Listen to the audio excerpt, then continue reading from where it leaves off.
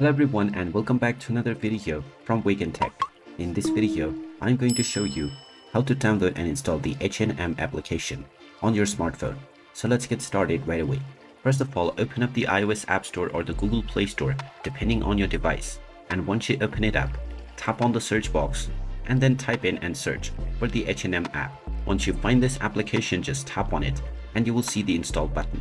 Tap on the install button and this will begin the download and installation of the H&M application on your device. Just wait for a while until the installation is completed, and when it is done you will see the open button which you can tap on in order to open up the app. Once the app is opened up, you can proceed with logging in to your existing account or sign up to create a new one to start using the application on your device. And there you have it. That is how easy it is to download and install the H&M application on your smartphone. If you find this video helpful, make sure you hit that like button and subscribe to our channel if you haven't done so already. Also ring that notification bell to never miss another update from us. Thank you for watching and I will see you again in the next video.